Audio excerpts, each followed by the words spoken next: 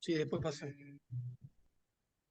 Pueda grabar para aquellos que no van a ir, ustedes mismos pueden tener. ¿Bien?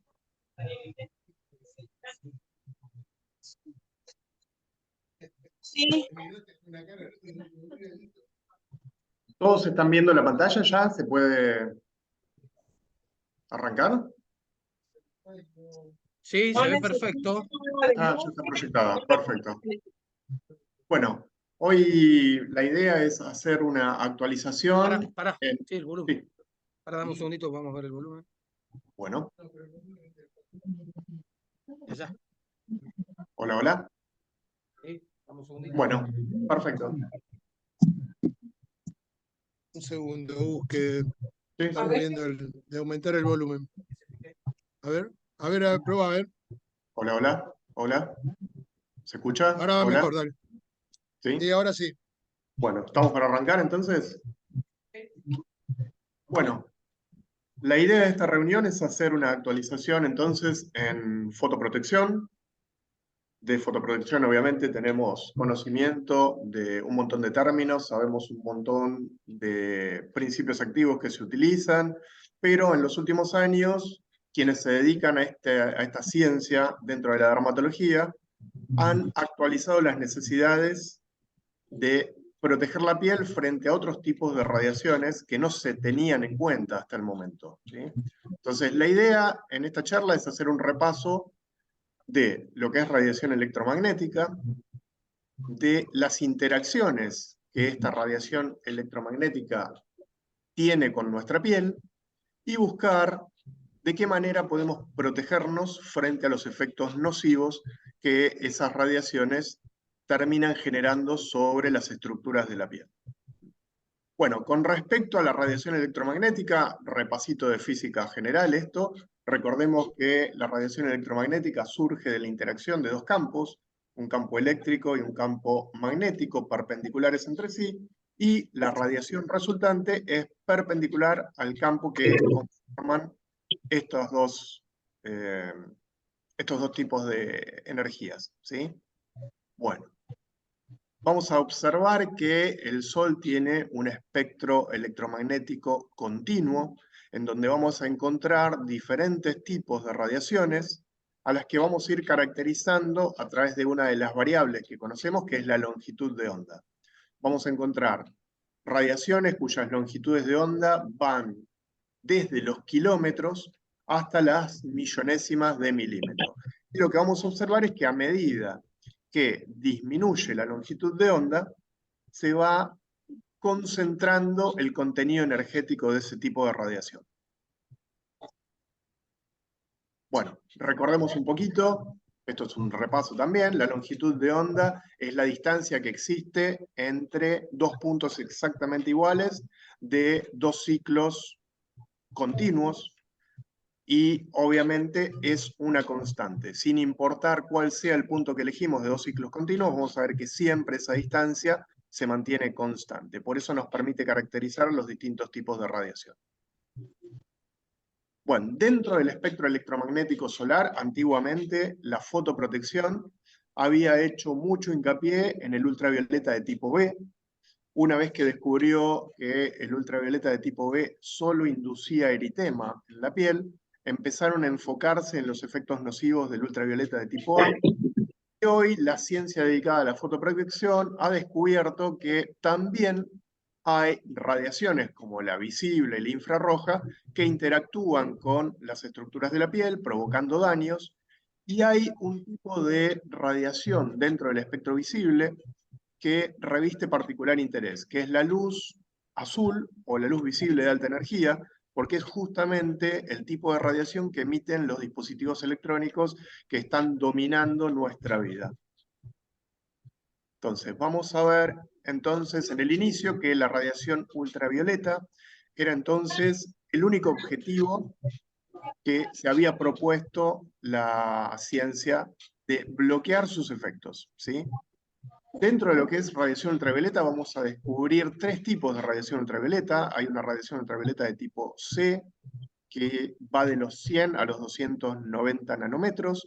Este tipo de radiación ultravioleta es radiación filtrada en su totalidad por los distintos estratos atmosféricos. Esto quiere decir que no alcanza la superficie terrestre. Luego tenemos la radiación ultravioleta de tipo B, cuyo rango de longitudes de onda es de los 290 a los 320 nanómetros, y el ultravioleta de tipo A, que va desde los 320 a los 400 nanómetros.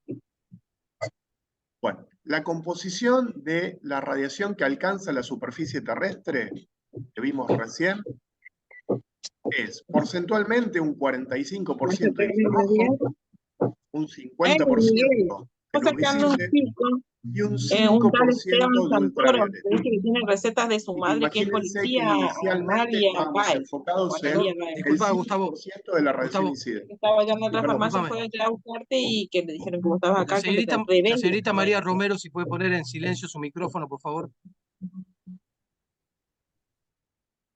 Gracias.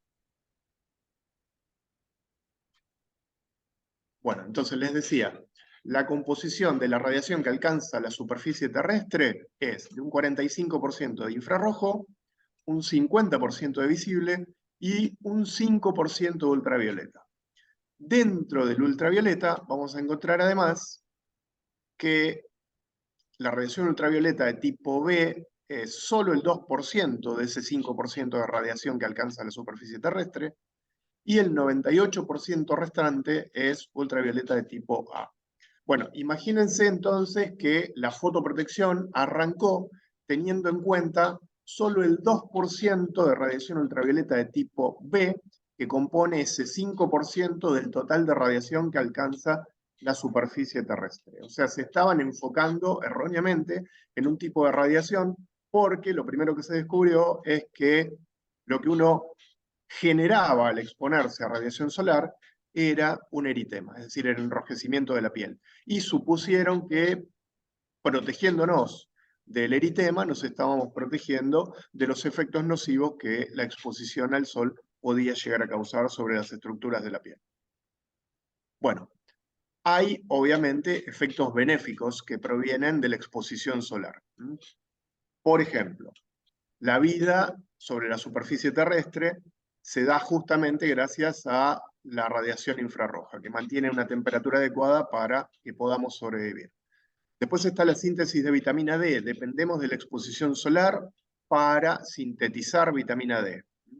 Bueno, sabemos que tiene efectos antirraquíticos, tiene efectos antiproliferativos, e interviene también en la diferenciación celular y también interviene en funciones hormonales. La exposición al sol también brinda una acción antidepresiva, interviene en la regulación de ritmos circadianos y también interviene en la modulación de la secreción de melatonina, principalmente a través de la luz visible.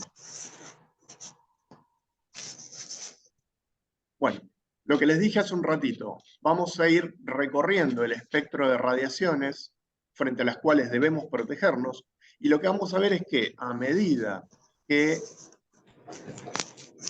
disminuye la longitud de onda, es decir, cuando corremos desde el infrarrojo hacia el ultravioleta, vamos viendo que la radiación va cargándose de energía.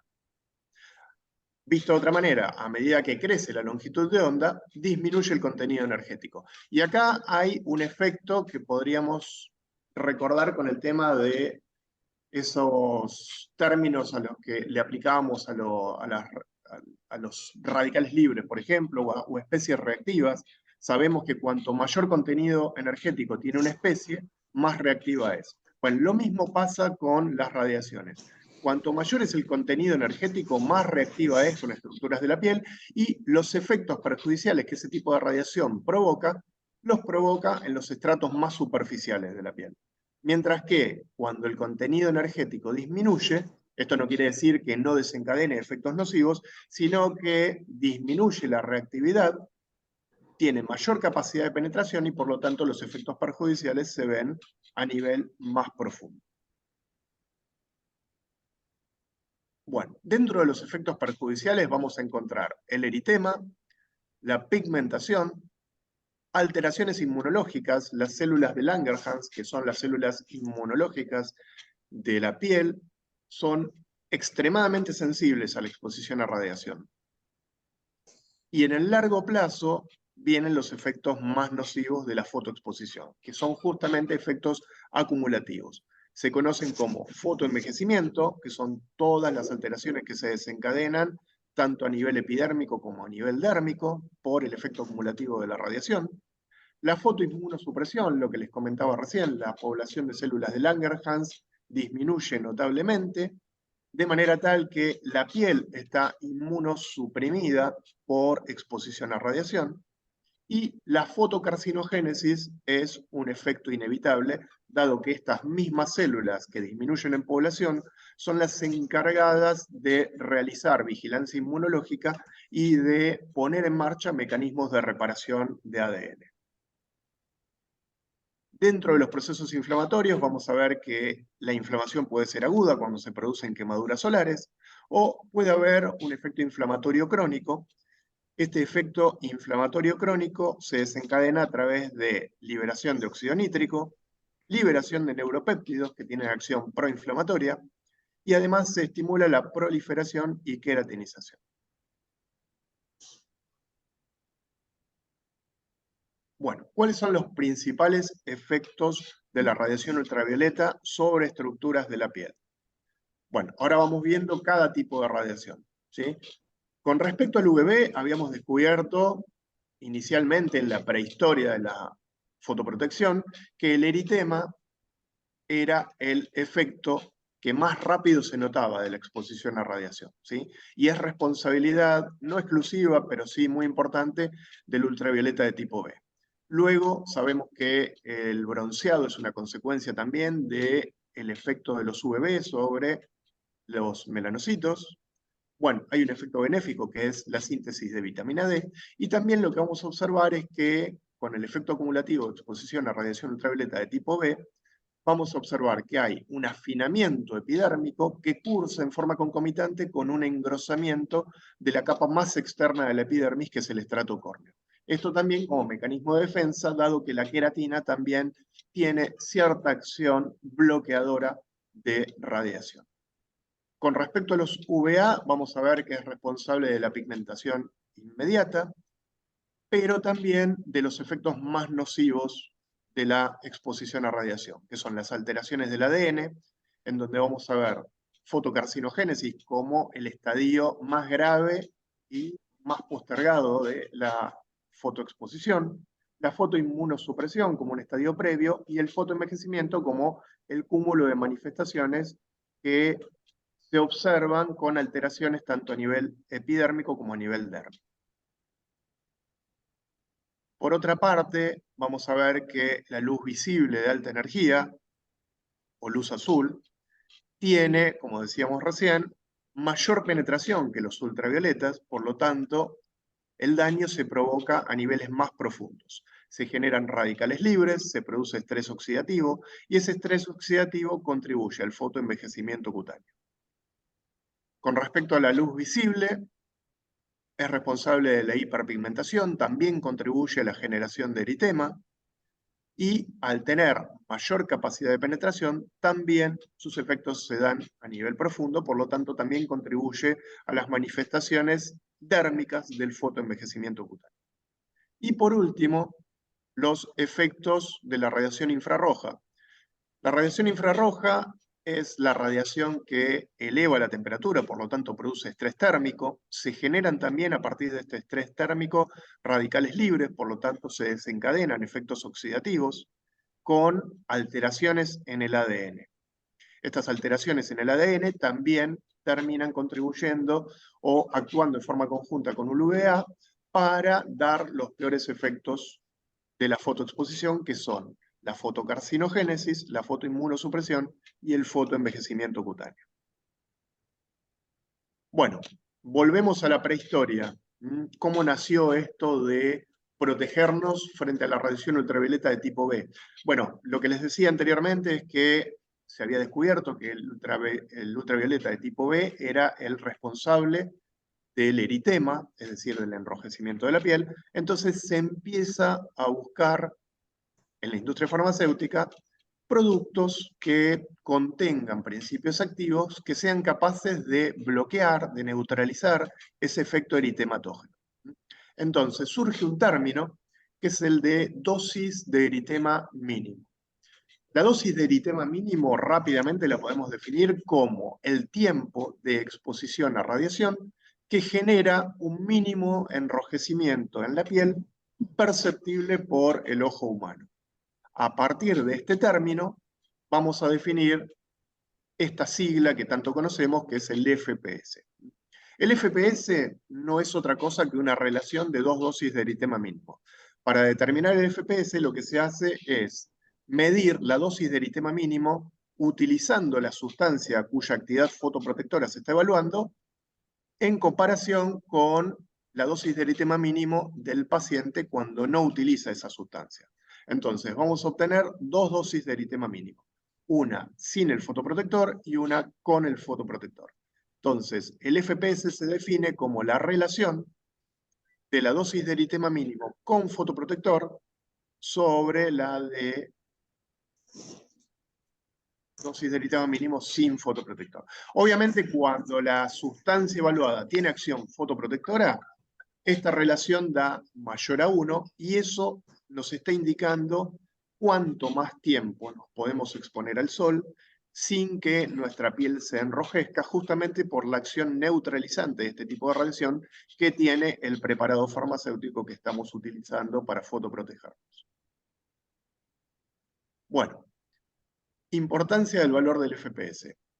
Ustedes habrán visto que hay una carrera por lograr valores de FPS cada vez más elevados y las autoridades sanitarias a nivel mundial han establecido valores límites justamente porque lo que vamos a observar es que deja de tener sentido seguir buscando valores de FPS cada vez más elevados. Por ejemplo, veamos este cuadro en donde si imaginamos esa curva en un plano muchísimo más amplio, veríamos que esa curva nunca va a tocar el 100% de reducción de radiación. Serían asintóticas, nunca se tocarían porque matemáticamente nunca lograríamos bloquear el 100% de radiación. Fíjense lo que nos indica este cuadro. Un FPS de 2 está demostrado que bloquea el 50% de la radiación que alcanza la superficie de la piel. Un FPS de 4, estamos duplicando el valor de FPS, bloquea el 75%. Volvemos a duplicarlo y vemos que la diferencia en el porcentaje de reducción se va haciendo cada vez más pequeña. Volvemos a duplicarlo y pasamos a un 93,75. Si lo duplicamos nuevamente, pasamos a un 96,88 y así sucesivamente. Entonces, lo que vamos a ver es que nunca vamos a llegar a bloquear el 100% de radiación y que por sobre determinados porcentajes de bloqueo deja de tener sentido seguir buscando valores de FPS cada vez más elevados. Las autoridades sanitarias, dentro de ellas la ANMAT, copiando lo dispuesto por FDA, ha establecido diferentes fototipos de piel y recomienda para cada fototipo de piel un valor de FPS. Por ejemplo, para los fototipos poco sensibles, fíjense que los valores de FPS recomendados no son muy elevados. Entre 2 y 6 estarían bloqueando ya suficiente cantidad de radiación como para que ese paciente no sufra efectos perjudiciales severos por la exposición a radiación. En el fototipo sensible elevan a un rango de 6 a 12. En el fototipo muy sensible, entre 12 y 20, y solo cuando el fototipo es extremadamente sensible, se recomienda un FPS superior a 20. Esto, obviamente, evaluado mediante normas FDA. Esto por ahí es algo que nosotros nunca nos detuvimos a ver en la farmacia, pero hay dos formas de evaluar el FPS, o dos formas de medir el FPS, dos normativas. Una dispuesta por la autoridad norteamericana, la FDA, y otra dispuesta por COLIPA, que es el ente europeo dedicado a la evaluación de productos cosméticos. Entonces, lo que vamos a ver es que en el país tenemos en la góndola muchísimos productos de origen europeo que presentan determinados valores de FPS. Y prácticamente no contamos con productos norteamericanos que invadan las góndolas como lo hicieron los productos europeos. Bueno, lo que vamos a ver es que las dos normas miden de forma muy diferente y obtienen valores muy diferentes también.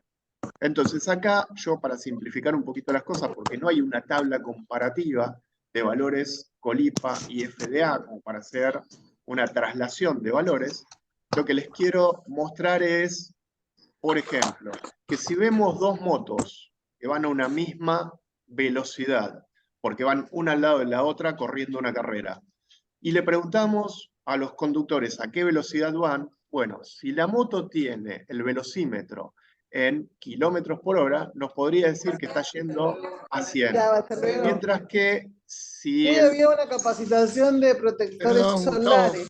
Sí, Y ahí me enganché.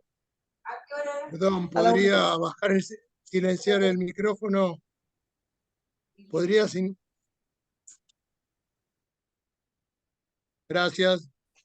Sí, bueno, Gustavo. entonces les decía, si vemos que la moto de al lado, que tiene el velocímetro en millas, nos dice que el valor al que está yendo es a 60, bueno, para entenderlo un poquito mejor, veríamos que los dos están yendo a la misma velocidad, pero uno te dice que está yendo a 60 por hora y el otro te dice que está yendo a 100 por hora. Lo mismo podríamos decir con las temperaturas, cuando la medimos en Fahrenheit y en grados centígrados.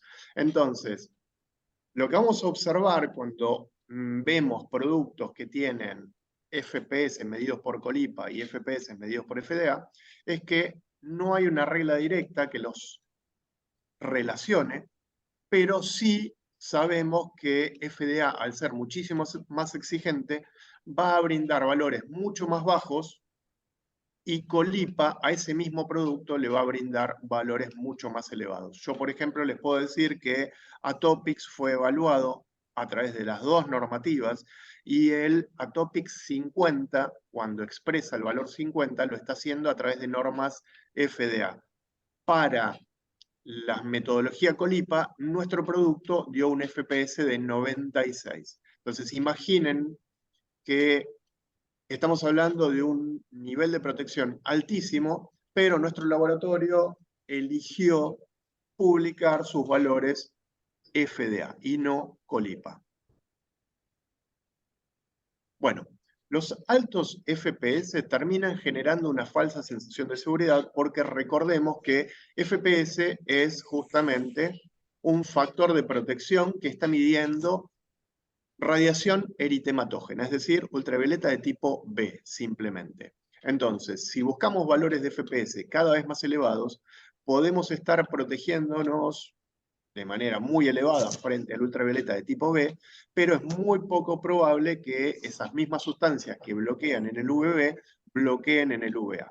Entonces, no tendríamos eritema, pero sí estaríamos dinamitando nuestra población de células inmunológicas, haciendo que con el efecto acumulativo de exposición a radiación, en pocos años comencemos a padecer los efectos del fotoenvejecimiento cutáneo y de la fotoinmunosupresión. Elevar el FPS del producto implica elevar las cantidades de drogas y las concentraciones de drogas dentro del producto, lo cual arrastra obviamente un costo más elevado. Y además, cuanto mayor es el número de activos que intervienen y mayores son las concentraciones de esos activos, más posibilidades hay de que se desencadene algún tipo de reacción de hipersensibilidad en los pacientes que utilizan esos productos. Bueno, la radiación ultravioleta de tipo B sabemos que se ve afectada enormemente por factores que no afectan tanto los otros tipos de radiación, incluido el UVA. Por ejemplo, la hora del día es una de las variables que afecta enormemente la cantidad de ultravioleta de tipo B que cae, por decirlo de alguna manera, sobre la superficie terrestre.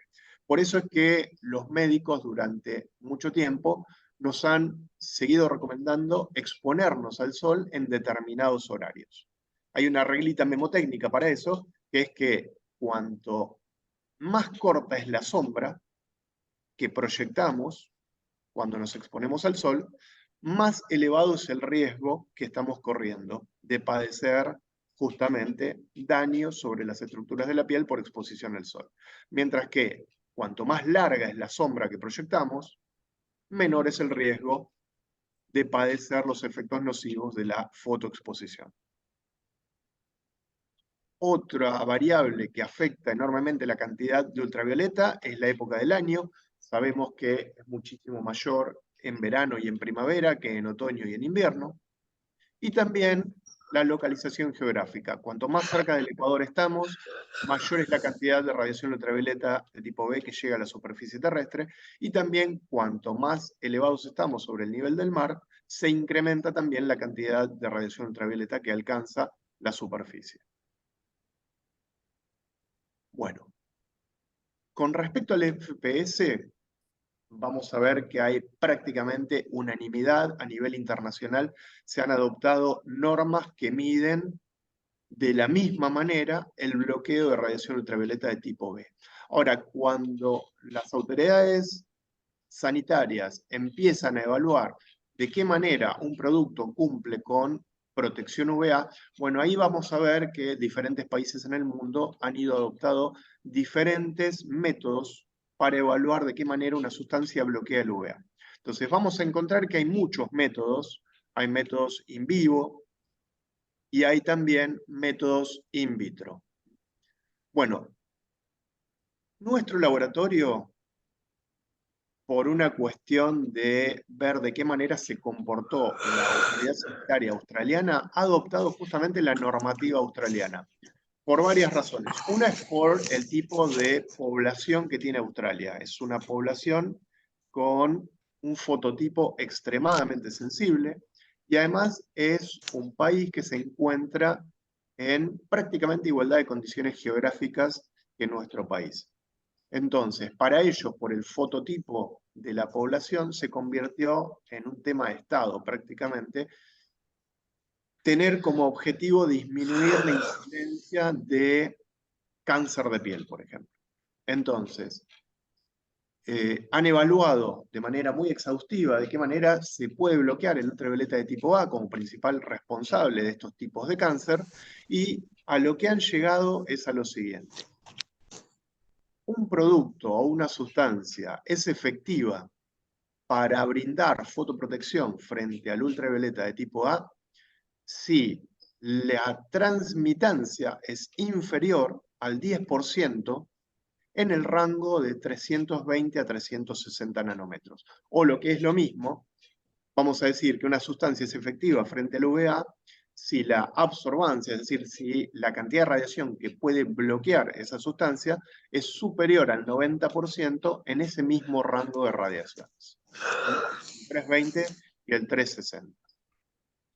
Bueno, hemos visto los tipos de radiación, sus interacciones, y ahora vamos a ver de qué manera nos podemos proteger frente a los distintos tipos de radiaciones. Bueno, sabemos que hay dos grandes tipos de fotoprotectores. Están los físicos o inorgánicos, hoy también llamados minerales, se está utilizando mucho esta palabra, sobre todo en los productos franceses. Estos productos o estas sustancias tienen un mecanismo de acción dual, ¿sí? Brindan un mecanismo de acción fotoprotectora a través de dos mecanismos. Uno es la reflexión. Estas sustancias se utilizan como partículas, y estas partículas están suspendidas en el producto que va a brindar acción fotoprotectora. Como sólidos, como partículas que son, no se absorben a través de la piel, quedan sobre la superficie terrestre, brindando entonces su acción fotoprotectora. Y el mecanismo que despliegan para brindar esa acción fotoprotectora, o uno de los mecanismos, es la reflexión. Se comportan como pequeños espejos, haciendo que la radiación vuelva al medio ambiente, evitando entonces que alcance las estructuras de la piel. El otro mecanismo a través del cual actúan los fotoprotectores físicos, o inorgánicos o minerales, es la dispersión. ¿Qué quiere decir esto? Bueno, que estas mismas partículas suspendidas en el producto con acción fotoprotectora se comportan como pequeños prismas descomponiendo la radiación en sus longitudes de onda constitutivas. Entonces vemos cómo ante el impacto sobre una partícula se descompone en diferentes longitudes de onda, que vuelve a impactar generando de vuelta el mismo efecto, y al impactar nuevamente sobre otra partícula vuelve justamente a descomponerse en otras longitudes de onda constitutivas, disminuyendo así el contenido energético y la posibilidad de que los daños sean profundos. Los otros fotoprotectores disponibles en el mercado son los químicos u orgánicos, cuyo mecanismo de acción es el de la absorción. Bueno, recordemos que estas sustancias, como cualquier sustancia en la naturaleza, tienen un determinado contenido energético. Y en ese contenido energético mínimo, las sustancias tienen un grado de estabilidad. Cuando esta sustancia se expone a radiación, eleva su contenido energético, porque absorbió justamente radiación, pasando a un estado energético de energía superior, que la transforma esta sustancia en una sustancia inestable, con la necesidad de deshacerse de ese contenido energético en exceso para volver a su estado estable. Esta es la forma en que actúan los protectores orgánicos. Están todo el tiempo transformando radiación en calor que emiten al ambiente. Entonces, ahora, viendo que hay dos tipos de fotoprotectores, vemos entonces cómo se comportan cada uno.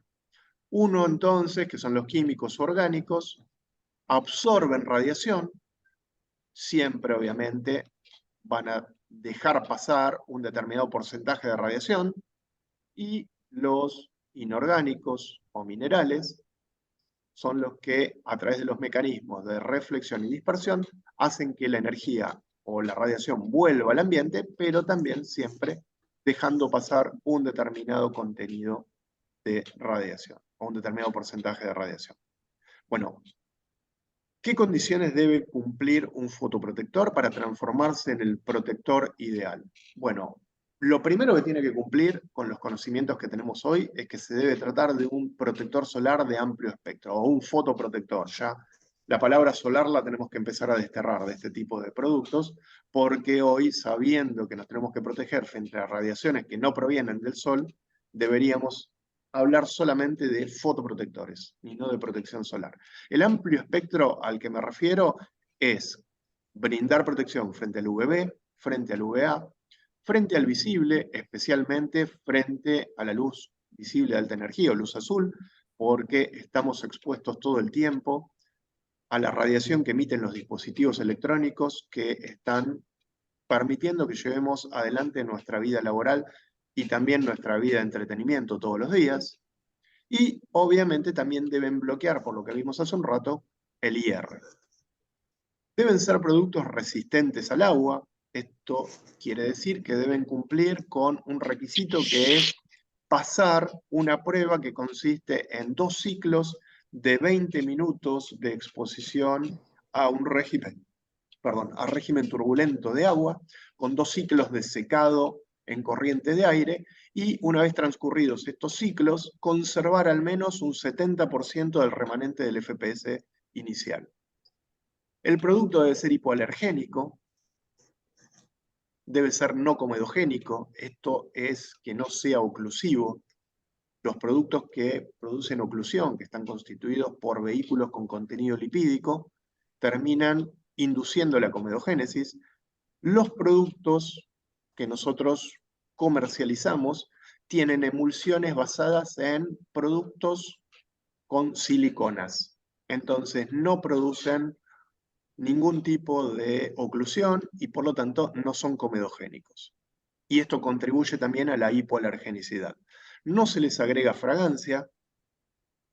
Deben tener una excelente cosmética. Cuando hablamos de excelente cosmética, hablamos de un producto que se esparce fácilmente, que seca fácilmente o que tiene un toque seco, que tiene un tacto sedoso, que no deja residuo, etc. Y obviamente tiene que ser un producto accesible a la gran población que debe utilizar productos de estas características. Bueno, llegamos ahora al producto, uno de los productos que les quiero presentar, que les quiero recordar, porque probablemente lo conozcan ya, es el Atopic 50. El Atopic 50 tiene en su composición como protectores solares dióxido de titanio y óxido de zinc. Y además integran su fórmula la niacinamida y el xilitol. Bueno, con respecto a las normativas que acabamos de establecer, vamos a aclarar que se trata de un producto que es 100% mineral. Las únicas moléculas que ejercen actividad fotoprotectora en Atopic 50 son el dióxido de titanio y el óxido de zinc.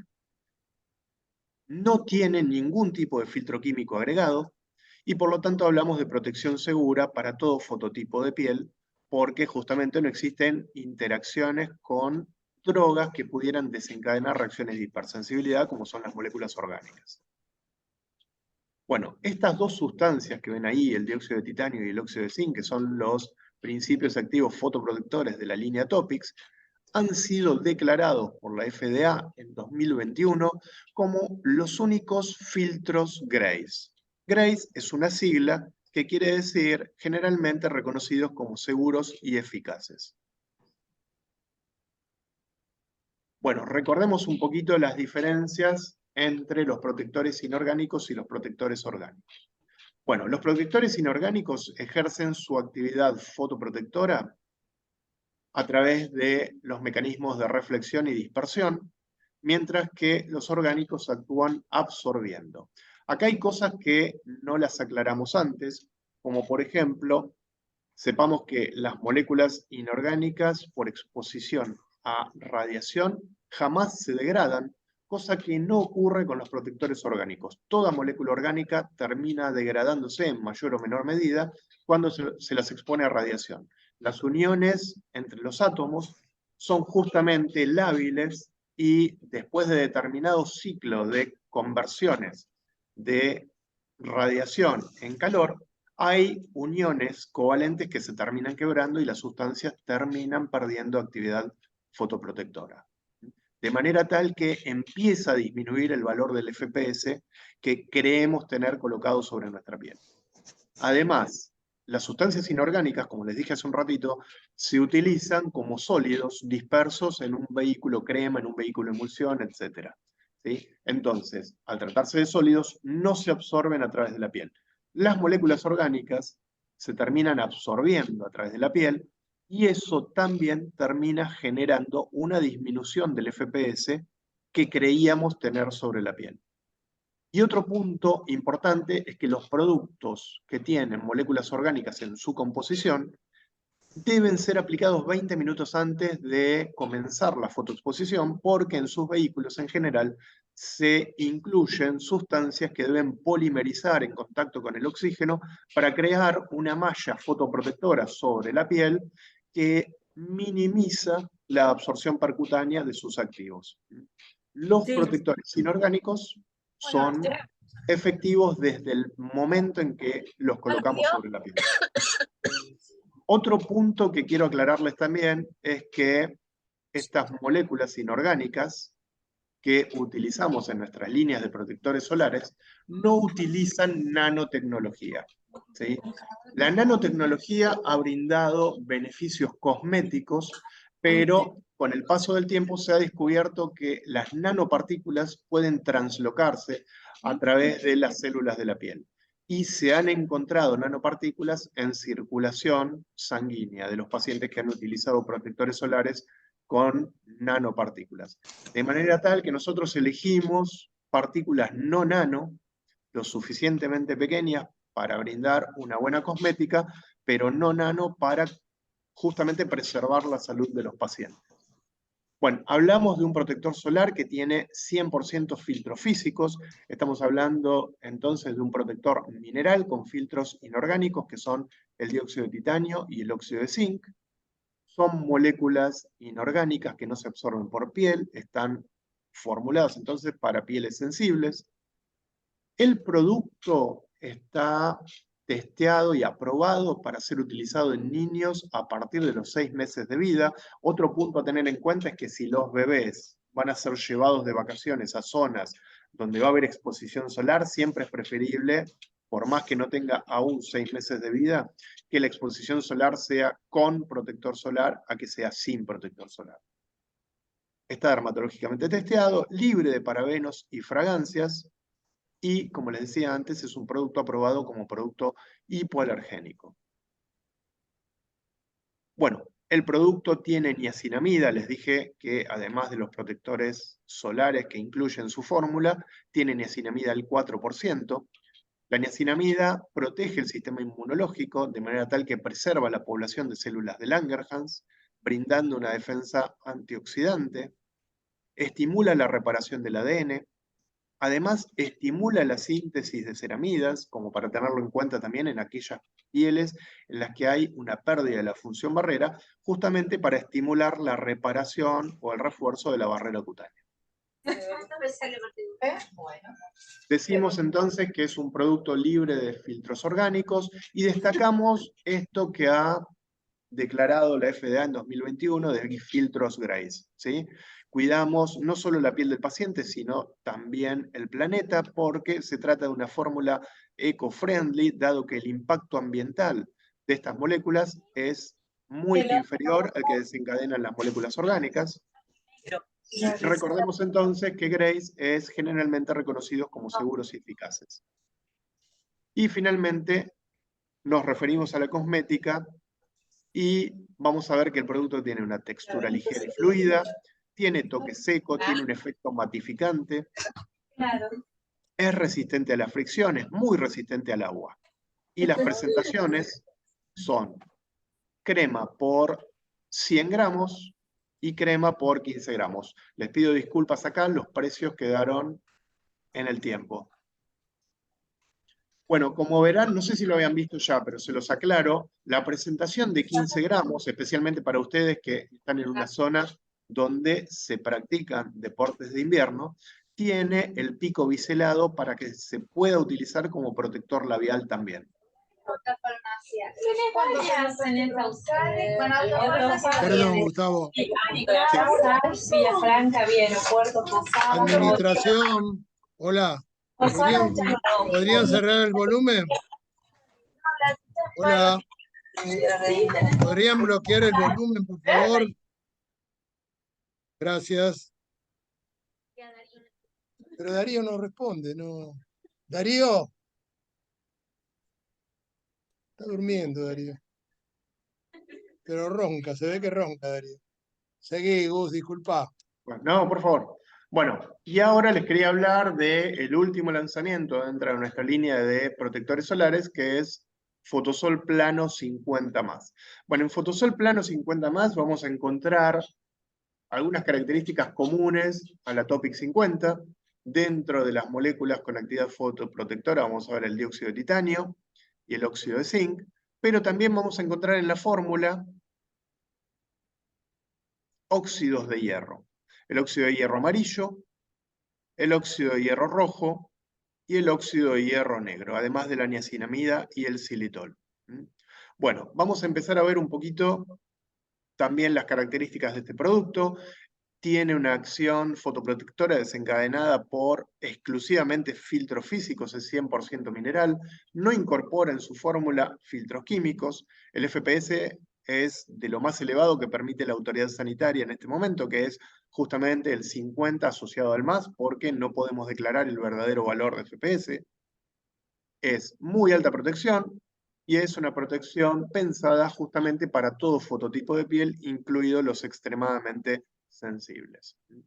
Estas dos moléculas, como les decía hace un ratito, son los únicos filtros declarados como seguros y eficaces por la FDA en 2021, y nos detenemos ahora un segundito en los óxidos de hierro. Sepamos que hay numerosos estudios clínicos recientes que demuestran la actividad fotoprotectora de los óxidos de hierro. Óxidos de hierro que por otra parte se venían utilizando desde hace mucho tiempo como pigmentos en la industria cosmética. De manera tal que hay una base de uso, un historial de uso, que permiten determinar su inocuidad, su seguridad, ¿sí? Bueno, en protectores solares o en fotoprotectores se incorporan a la fórmula porque se ha observado que tienen una efectividad muy elevada para bloquear este tipo de radiación que les decía hoy, que es la que emiten los dispositivos electrónicos, que es la luz visible o luz azul. Luz visible, perdón, de alta energía o luz azul, ¿sí? Bueno, lo que vamos a ver también es que se produce un sinergismo cuando se asocian óxidos de hierro al óxido de zinc. Estas sustancias son también amigables con el medio ambiente. La combinación de estos tres óxidos de hierro permite crear diferentes tonos y colores que permiten brindar determinadas características cosméticas al producto. Pero por sobre todas las cosas, la capacidad que tienen estas sustancias de bloquear la luz azul o luz visible de alta energía. Bueno, además de ser partículas, además de comportarse entonces como protectores inorgánicos o minerales, vamos a ver justamente que por tener color son sustancias que absorben determinados tipos de radiación y esto se suma a la actividad fotoprotectora que brindan los óxidos de hierro. Y esta absorción se da puntualmente también con gran intensidad en el rango de la luz visible de alta energía, en donde vemos que la acción de absorción justamente es máxima para estos tres filtros o estos tres óxidos de hierro. Bueno, como fortalezas del producto, hablamos también de la cosmética, es un protector solar ultraligero, está pensado para uso diario. Esto del uso diario lo tenemos que entender como un producto que está pensado no para la exposición solar, sino para proteger la piel de los tipos de radiación que emiten los dispositivos electrónicos.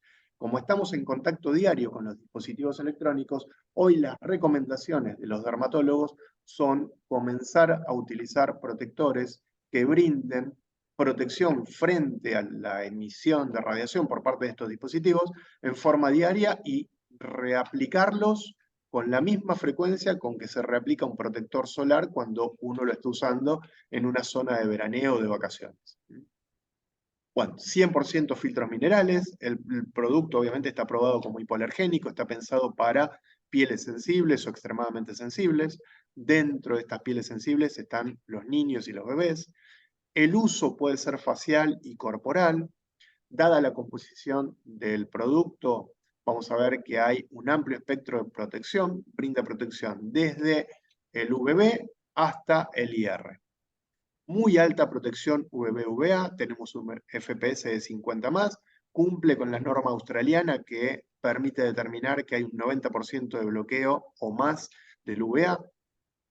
Es eficaz frente a la luz visible de alta energía, está libre de filtros orgánicos, de fragancias y de parabenos. Esto contribuye entonces a la hipoalergenicidad del producto y es un producto también resistente al agua.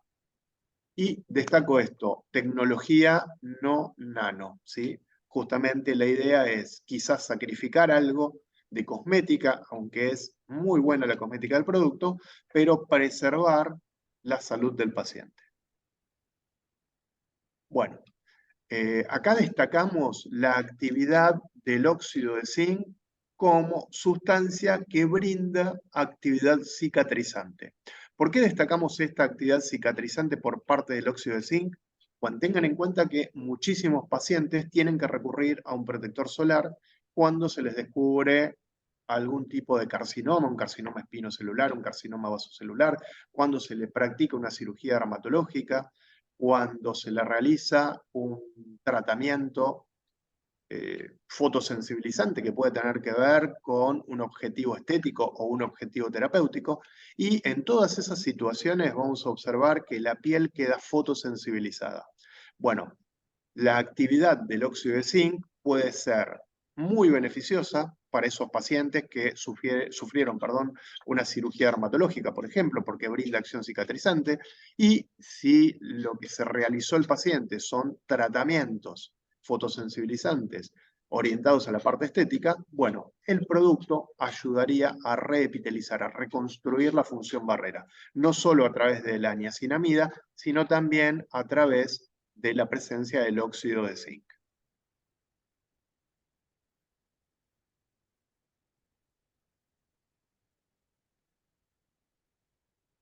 Bueno, hablamos de protección de amplio espectro justamente porque bloqueamos, como les dije recién, desde el ultravioleta de tipo B hasta el infrarrojo.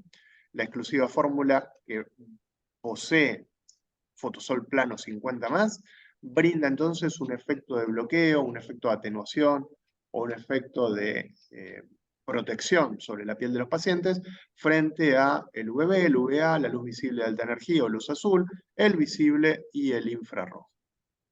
Las indicaciones, obviamente, es, recordemos esto, un protector de uso diario para todo fototipo de piel, especialmente indicado en pacientes con patologías fotoinducidas o fotoagravadas, en pacientes que están realizando tratamientos médicos fotosensibilizantes, sean estos terapéuticos o estéticos, pacientes con tratamientos farmacológicos fotosensibilizantes y procedimientos de estética, como por ejemplo un peeling, una dermoabrasión, etc.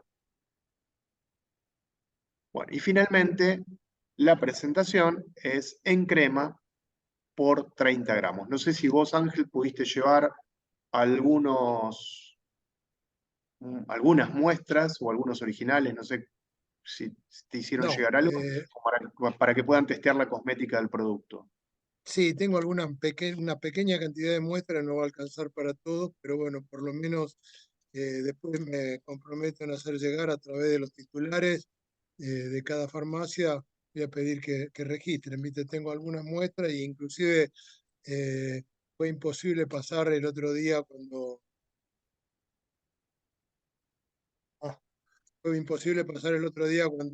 quise despachar por avión, por cabina. Así que, bueno, eh, viste que fue medio todo a las apuradas y bueno, le vamos a ir dando seguimiento a esto. Además, en las farmacias que operan